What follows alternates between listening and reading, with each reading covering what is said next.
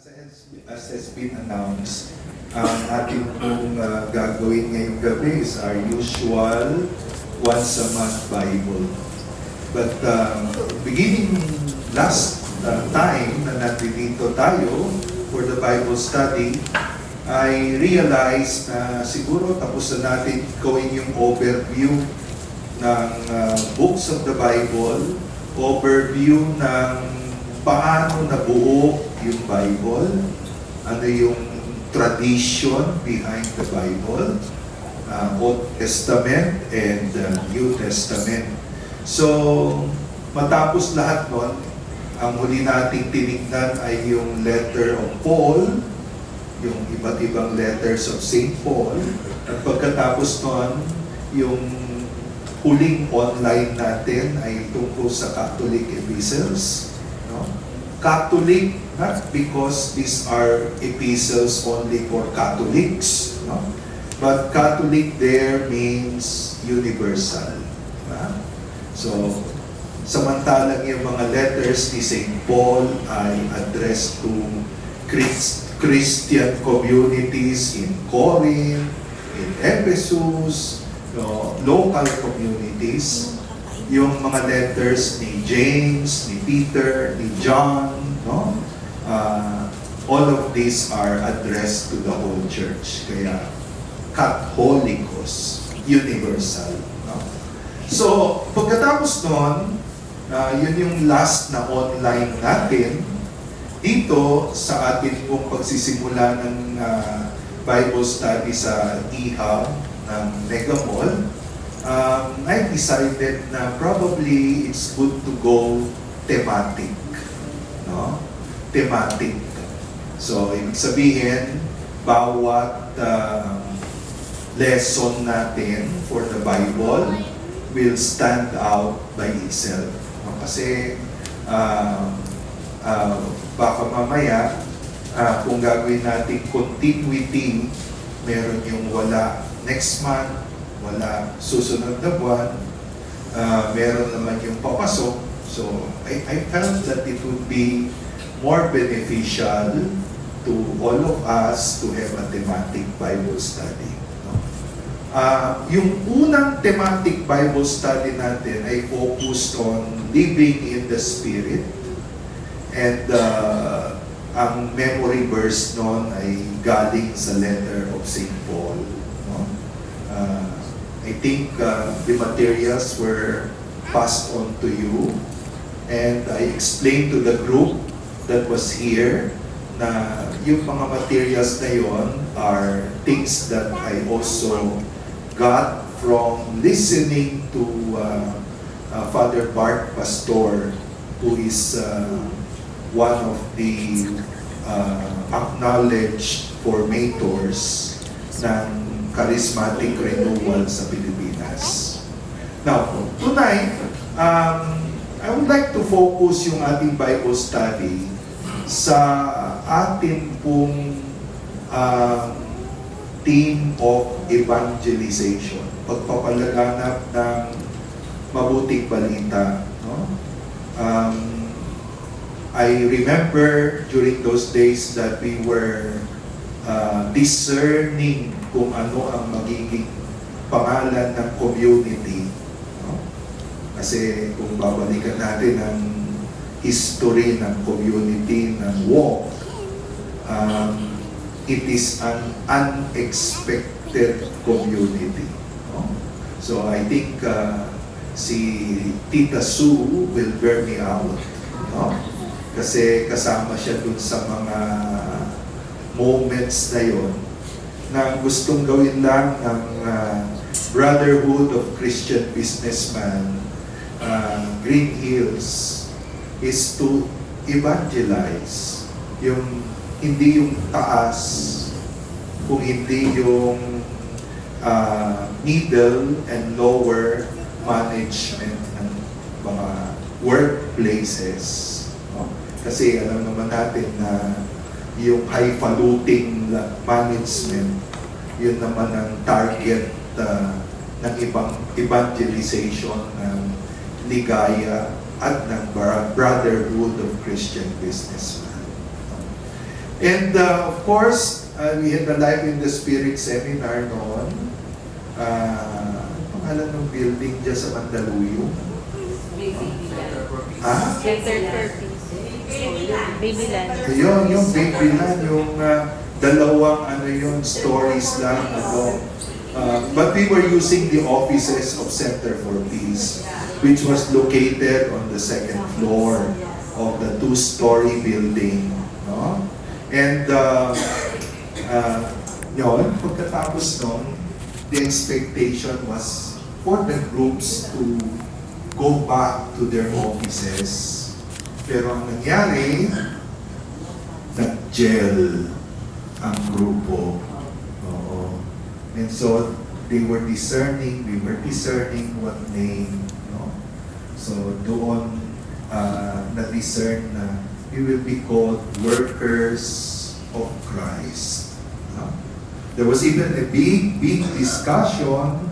Will it be workers for Christ or workers of Christ? And sabi namin, workers for Christ, hindi naman kailangan ni Lord ang sino mang worker. No? So, God doesn't need us. No? It is us who need God. Amen? Amen. So, because of that, sabi namin, probably it's not workers for Christ. What can we do for the Lord that the Lord cannot do for Himself? Wala. Di ba? No? Naalala ko yung words ni Saint Augustine. Deus creabite simite. God created you without you. Zero mo yun. So, anong kailangan ni Lord mula sa atin na hindi niya pwedeng gawin? So, sabi natin, probably the more appropriate name is workers of Christ. So, we do what the Lord wants us to do. Amen? Amen. We do what the Lord wants us to do. And, I go back to the words of the Bible, sabi doon ng Panginoon, the harvest is great. Diba? But the workers are few. Kaya, yun, yung pinaka-reason ng community is not to be simply a community, but to be a community of workers for the harvest. So, evangelization. To spread the gospel to all. Yan. Kaya ngayong gabi, ang ating thematic na Bible study will focus on the last verses of the Gospel of Matthew. Matthew, by the way, is the most important gospel as far as the church is concerned. Kasi ito yung gospel na palaging ginagamit na simbahan. Noong wala pa itong ABC, yung mga lektor sa inyo, alam niyo yan, no? Na may cycle ang mga pagbasa, ABC. Before 1960s, wala yung cycle na yun. Every time you come to Mass, every time you come to celebrate Mass, the Gospel is always the Gospel of Matthew. For a very simple reason, that it is in this Gospel na ginamit yung salitang ecclesia, no? Church. No? You are Peter, and on this rock I build my church. No? That verse is only found in the Gospel of Matthew. No? Kaya ito yung Gospel of the church for a period of time. Now, what do we find at the end part of the Gospel of Matthew? It is the story of the sending of the apostles. pinadala ko sa ating pong sa ating group messaging yung mga words ng Matthew chapter 28 verse 16, 17, 18, 19, and 20. Let me just read what you have there. Sabi doon, now the 11 disciples went to Galilee, to the mountain to which Jesus had directed them. And when they saw him, they worshipped him, but some doubted. And Jesus came and said to them, all authority in heaven and on earth has been given to me. Medyo iba yung words dito. If you look at the Gospel of Mark, iba yung words. Pero dito sabi ni Lord, all authority is in heaven and on earth has been given to me. Go therefore and make disciples of all nations, baptizing them in the name of the Father and of the Son and of the Holy Spirit, teaching them to observe what I have commanded you, and behold, I am with you always to the close of the age. And then the gospel ends. So, kung titignan po natin itong story ito sa dulo ng Ebanghelyo ni Mateo, you would see here that Jesus, first of all, wanted the disciples to regroup in Galilee. If you compare the Gospel of Mark, the Gospel of Luke, Jesus in Mark and Luke never went back to Galilee after the resurrection.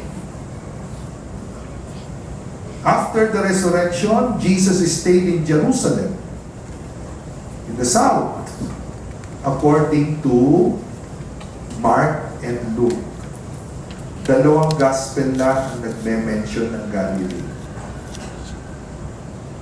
John and Matthew. Ang sabi dito ng Gospel of Matthew, nakipagkita si Lord for the last time, not at Mount of Olives. Yun yung version ni Mark and Luke. Mount of Olives is in Jerusalem. For those who have gone to the Holy Lands, it's in Jerusalem. Mount of Olives, where Gethsemane is, right? That's Jerusalem. Mark and Luke say that. Pero kay Matthew, sabi niya, no. The Lord met the disciples for the last time in Galilee.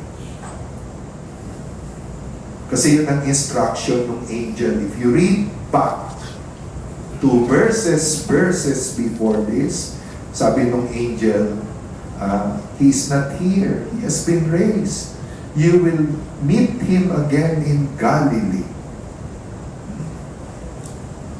Earlier. And in the earlier story, the same thing, na sabi ni Jesus do sa mga Marias, no?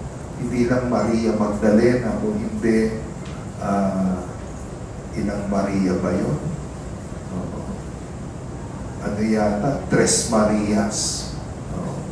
So, sabi niya sa kanila, go and tell my brothers, I will meet them again in Galilee. Ayan. It's a big question. Why Galilee? Why Galilee? Well, probably the Lord wanted the disciples to recall their calling. All the disciples were called in Galilee. Doon lahat sila tinawag. Doon pinili ni Lord yung 12 sa Galilee. So probably the Lord is trying to tell the disciples, I'd like you to go back to your calling. Go back to your calling. Dito nabawasan na sila, 11 na lang. So, alam niyo na kung sino ang nabawas.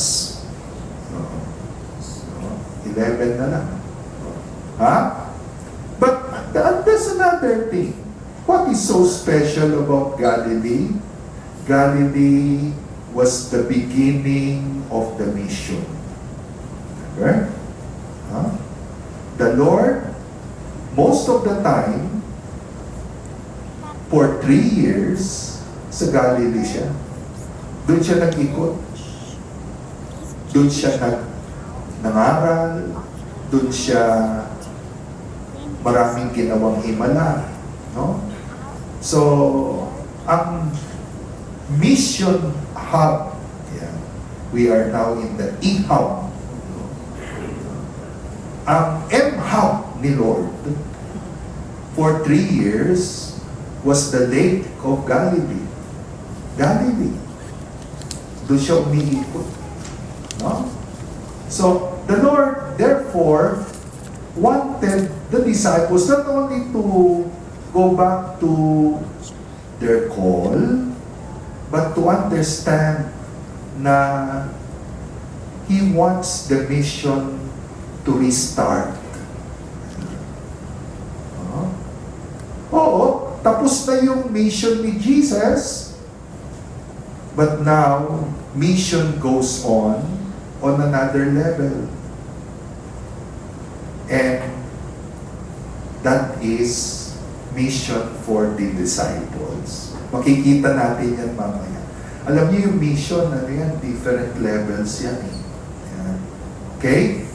So, the Lord wanted them to go to Galilee, meet them there, and to the mountain which Jesus had designated. Alam niyo, kakapagtaka ito. Bakit? Kung titignan niyo ang topography, ano ba yung topography, Father? Mas familiar kami sa photography.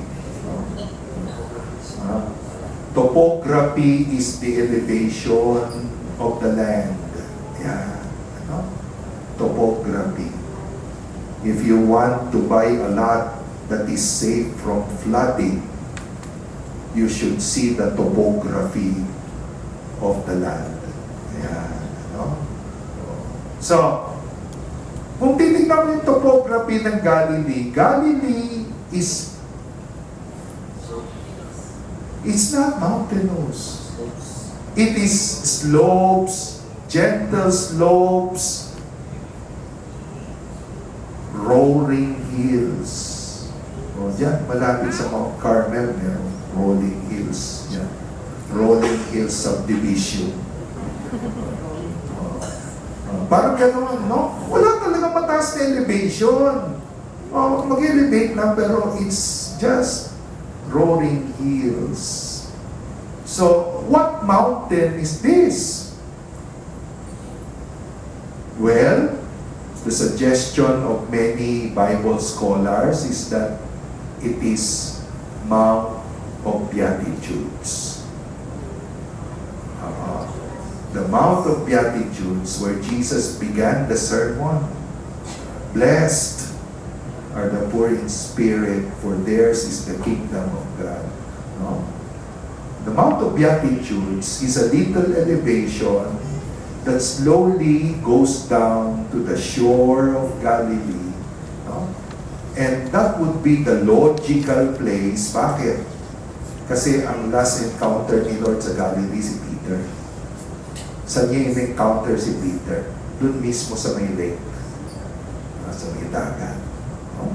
So, yung area na yun would have been the area where the Lord met the disciples for the last time. Kung saan siya nagsimula ng kanyang unang sermon. Kung saan niya tinawag for the first time yung mga alagad, there the Lord also met the disciples for the last time. Now, notice, how are the disciples? Sabi dito, they doubted. Some doubted. Sabi ko, paalis na lang nga si Lord. Hindi pa tapos yung mga disciples. Some doubted. But I think here, my dear brothers and sisters in walk, no? The Greek word that is used, doubted, implies hesitation, indecision. No? So, ibig sabihin, habang inahanda ni Lord yung mga disciples for commissioning, the disciples were not experts. Mission is not for experts. Evangelization is not for experts. Iba kasi yan na sinasabi natin. Paano ako mag-evangelize, Father? Hindi pa ako, marami pa akong dapat malaman. Kailan mo malalaman lahat? Diba? Kailangan mo malalaman lahat. No? Kung hihintayin mo na ikaw ay well-equipped, we never come to a point where we are experts for mission. No. No. Pag nalaman mo na lahat, may bago na naman. Diba? Ganon yun. Dati-dati, no? Dami-dami nag-aaral ng computers. No? Nagsimula yan sa EDP. No? Yung kalalaking punch cards. Diba? Akala nila, pag nalaman nila yun, they are already computer savvy. O ngayon, nasa na yung EDP? Wala. Dati-dati, mula sa cassette, kontento ka na, lumabas yung CD. Ngayon wala na CD.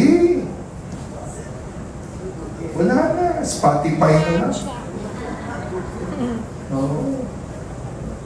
Hindi mo na kailangan mag-stock up dyan ng mga paboritong kanta. No? Diba? No. Wala na. So, we never come to a point of being fully equipped, experts for mission. The disciples were like that. They are being commissioned to evangelize, but they were unstable. No? They doubted. Biro mo yun. No? They doubted. Now, sumunod, sabi ni Lord, okay, all authority is in heaven and on earth has been given to me. Yeah. All authority in heaven and on earth has been given to me. These words that you only find in the Gospel of Matthew tell us that the resurrection, yung muling pagkabuhay ng Panginoon, was actually the validation of the mission of Jesus. Paano natin malalaman na tama yung tinuro ni Jesus, tama yung kanyang ginawa, tama yung kanyang mga pinagsasabi, even if these were in opposition of the Pharisees and the Sadducees and lahat ng mga religious leaders ng Israel. He was raised from the dead. Masabi ni St. Paul, if Christ has not been raised, our faith is useless. We would have been running like fools. No? So, yung resurrection ni Lord, yun ang pinaka-seal of approval ng lahat ng ginawa ni Jesus. At kaya sabi niya, ito ang mission nyo. Yung authority na yan, isinasalin ko sa inyo. So when we do mission, we are not experts because what the Lord needs in mission are people who will just share the authority that is coming from Him. By whose authority do you preach? By whose authority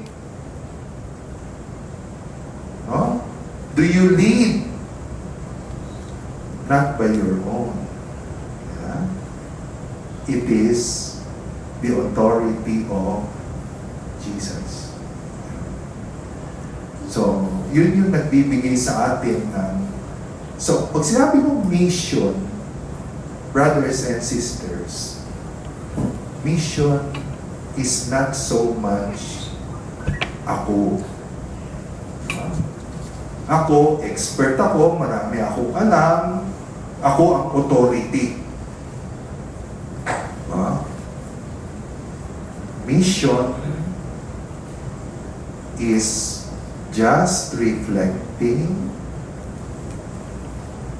what the Lord is giving to us. Ayan.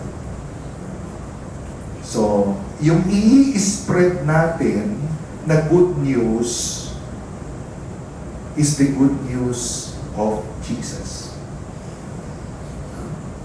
The authority of Jesus. Balikan ninyo yung mga initial works ni Peter o ni John sa Acts of the Apostles, di ba? Sabi ni Peter at ni John, nung makita nila yung lalaki na hindi makatayo sa temple, sabi niya, gold and silver we don't have, but in the authority, in the name of Jesus, rise and walk.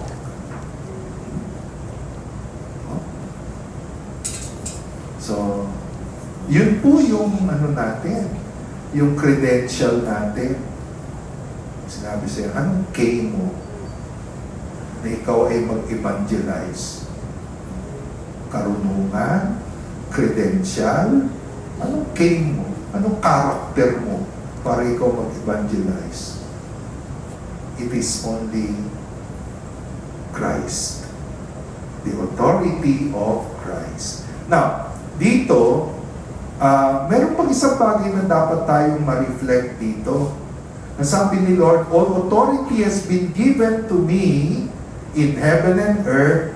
And the Lord says, go, therefore, and make disciples. But notice, all nations. Again, compare that to what Jesus said in the Gospel of Luke, in the Gospel of Mark. Magkaiba. No? It is only Saint Mark, it's only Saint Matthew who says, go make disciples to all nations. Alam niyo, nakakabigla ito. Bakit nakakabigla? Kasi remember, the Gospel of Matthew, as I told you in the overview, is a gospel for the Jews. Jews. Huh? Ang target ni Matthew sa gospel niya ay mga Jews. Pero towards the end, sabi ni Lord, go and make disciples of all nations. Not just the Jews, but the lahat. Sa Latin, gentes. From where the word Gentile comes from.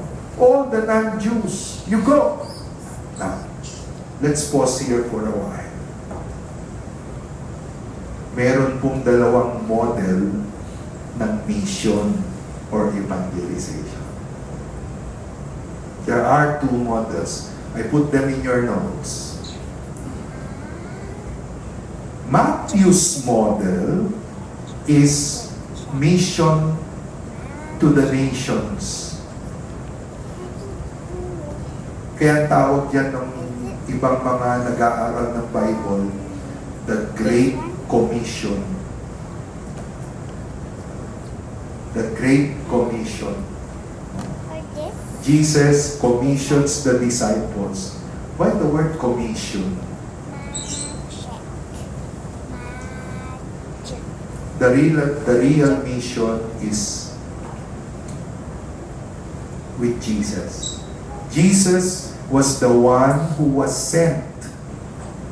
Now, sabi nga ni Lord, as the Father has sent me, so I send you. Ang unang mission kay Jesus, the Father sent Jesus.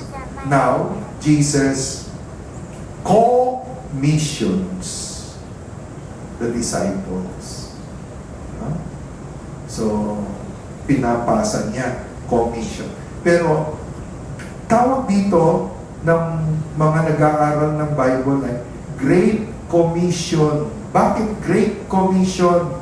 Kasi dito ang tinutukoy na yan, mission o evangelization is all nations. Meaning, all peoples, meaning it is evangelization that is programmatic and wide. No?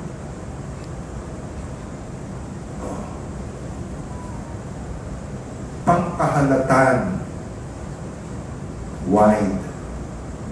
Pero, there is another type of mission. And you find that in the notes that I passed on to you, the model of John. So ito yung model of Matthew is about the Great Commission. Jesus wants to evangelize all nations.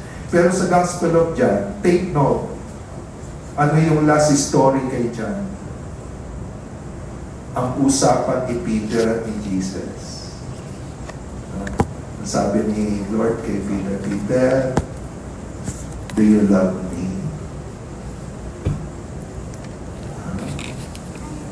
Sabi ni Peter, yes, Lord. Ano sabi ni Lord? Feed my sheep. 3 times siya. Peter, do you love me? And then Peter says, yes, Lord. Tend my sheep. And the Lord would ask Peter a third time, Peter, do you love me?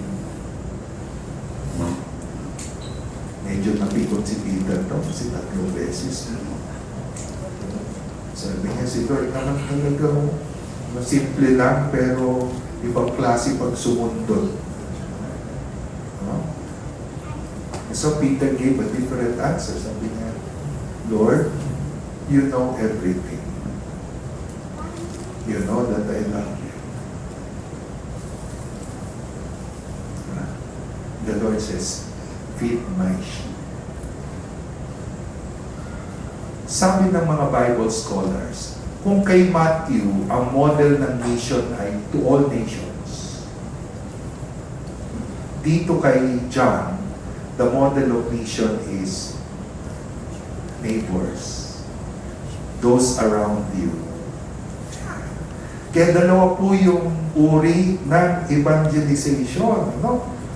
You evangelize when you have an all-out evangelization. Like what you do with the Change for Life seminar. That's an all-out evangelization. To all. But evangelization also means looking at those around you. So, alin tong Father ang gusto ni Lord? Pareho. Pareho yun. No? There are times when evangelization is to be given to all. But there are also times when evangelization means, looking after those around you. Family, friends, mag-isa-isa, isa-isa. Mga one-on-one na evangelization. Pwedeng gano'n. But meron din yung general evangelization. Okay? So, there are two models. No? There are two models. Siguro, even without, therefore, a big evangelization continues. So, hindi lang po yung, meron tayong Change for Life seminar, magdala kayo ng tig 10. But, every week you can evangelize 1 or 2. And those who are around, the lost sheep, the black sheep. Diba? So, isa-isa. Diba? So, two models yun. Dapat yun na isipin natin palagi. Evangelization is not something seasonal. It is our reason for being. It's our reason for being. We are a community for mission. So, okay. Then, notice, verse 19 of chapter 28, sabi doon ni Lord, go to all nations, make disciples. Ang evangelization pala, brothers and sisters, ay hindi lang yung you proclaim. But sabi doon ni Lord, make disciples. So, mission is really an overarch. It's an overarch. It begins with proclamation, teaching, introducing others to Jesus, but it must move into discipleship. Meaning, continuing learning. Kasi sa wikang Latin, discipulus means learner, while apostolos means one who is sent. No? So, we are all in a continuous learning. And that must be the challenge for those who we evangelize. No? Yeah. We must continuously teach them. No?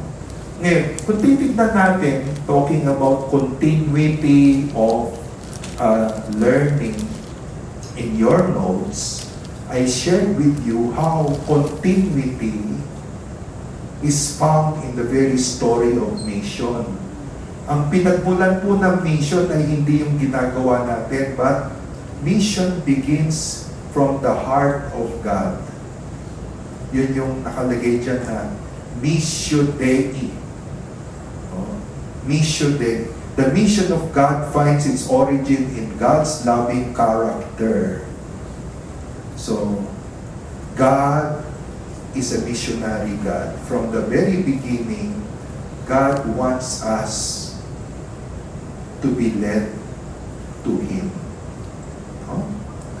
So, mission, discipleship, begins with God. It is God who first made disciples.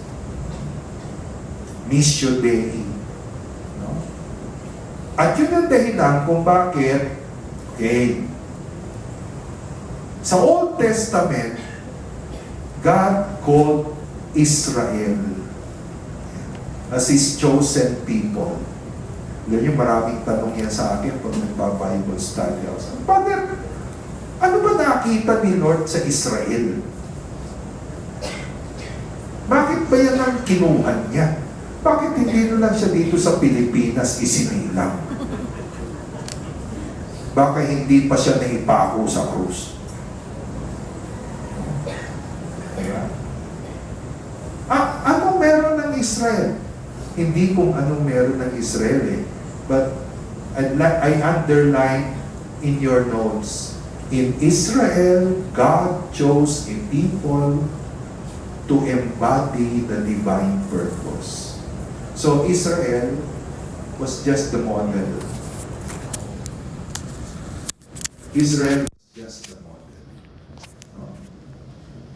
Kung paano ang Israel idolatrous, unfaithful, complaining. Yan.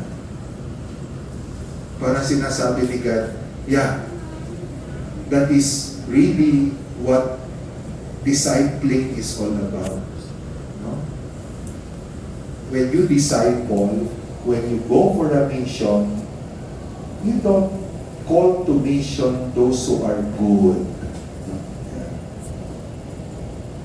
But like Israel, yeah.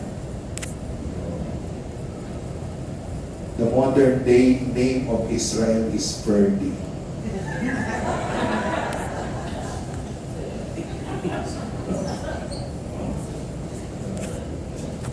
So, ano ba may nakita ni Lord dyan? Basta gusto niya gawin model niya.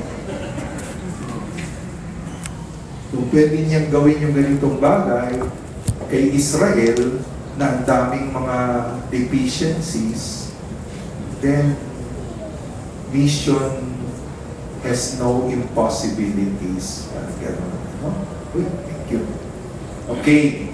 And then of course, pagkatapos nung discipling ni God with Israel, then you have Jesus coming, no?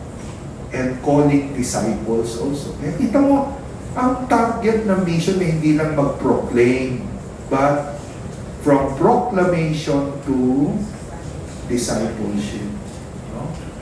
Kaya, yun ang dahilan kung bakit mahalaga yung community. No? Kasi it is in the community that you have the discipling. No? If I may use the word, the community is the school. Dito tayo nag-i-schooling. Paano tayo maging mga disciples. Yan. Dito yung schooling. Tulad ng schooling, merong bumabagsak, may outstanding, yan. Meron din yung palaging nagka-cutting class. Now you see them, now you don't.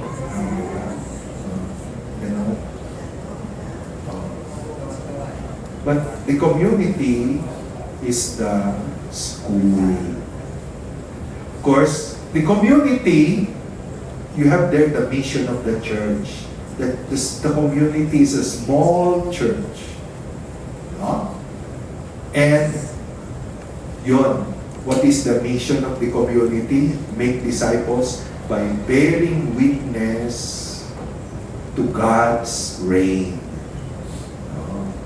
Bearing witness, testimony, what it means to live in the power of God, the reign of God, no? With loving communion, humble service. Yeah. So lahat yung ginagawa natin sa community, these are all part of discipling. No? Loving communion, humble service, within and without the community of faith, prayer and worship. Prayer and worship. So, prayer and worship can be a way also of evangelizing. Of course, signs and wonders. So, lahat ng ginagawa natin as a small church, Okay? It's all part of the discipling. Discipling. Okay? So, yun ang trabaho natin until the end of time. Meaning, what is the end of time? Between Pentecost and the second coming. So, we are in the end times. We are in the end of time. No? Between Pentecost and the second coming of the Lord. No? So, yun yung continuous na gawain natin, making disciples. No? That is our central task. No? And, there are three important things that should be a mark ng ating mission until the second coming. Una, vocation to love. Diba sabi ni Lord, they will know that you are my disciples by your love for one another. No? So, to live in love. No? And then secondly, to be ministers of reconciliation.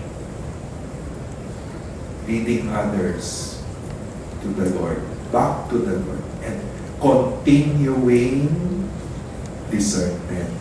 Yeah.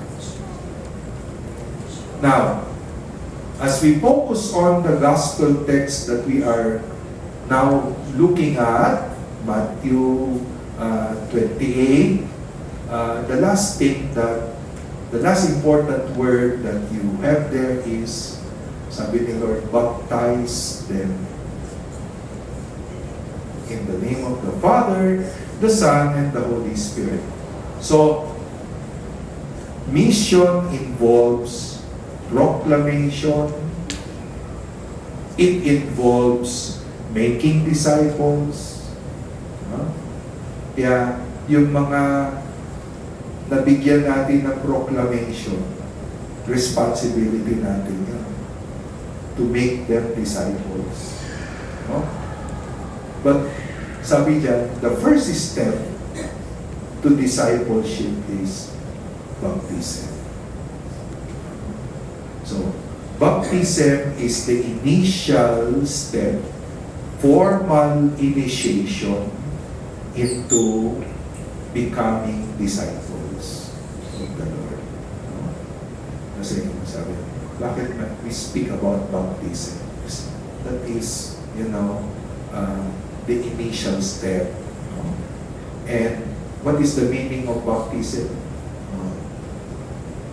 Not only washing, but the act of dipping, immersing,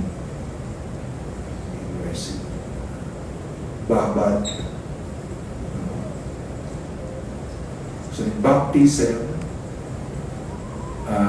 we let the one who is being baptized experience paano ang mababad kay Lord. The experience of immersion.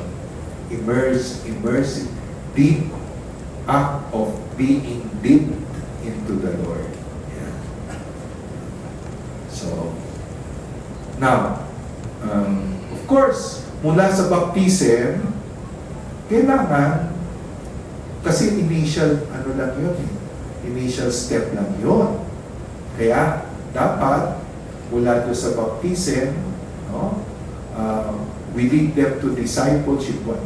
Baptism proclaims what God can do.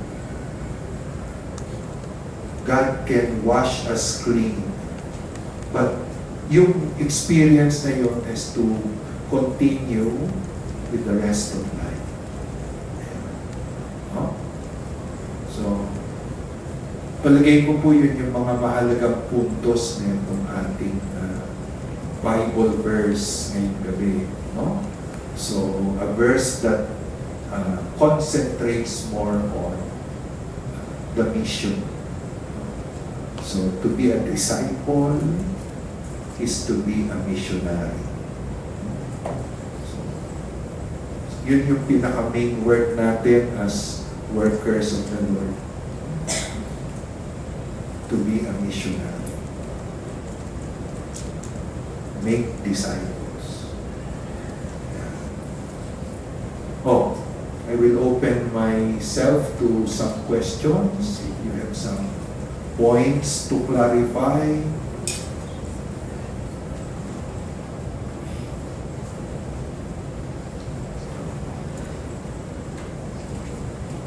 Sige. Let me start question, Father. Father, from the exhortation of Brother Mario plus sharing the dito by the Lord. Kasi na-mention nyo dun sa evangelization sa continuing process. And from Mario's exhortation also it said that hindi ko rin madami, but it's more of the planting. Siyempre, ang goal din po ng box into this. And you mentioned also the vision should not end of the by proclaiming that the Yes. body Yes. or on Yes. become disciples. Now my question, Father, is how do you think walk can really improve more to make to your evangelization efforts? Actually, just to share with you, I've been sharing this together because this e-hub has given us already some message. Yes. I think it's an opportunity or already an answer to all the prayers that we've been asking. How more can you evangelize your community? Ano ang opportunity na siguro sa yung area where we how can we improve our evangelization efforts here? Not just as CFL, I mean, Well, practical things like, inviting, continuously, constantly inviting. So, making people aware that there is such a thing as a Monday activity here of workers of Christ.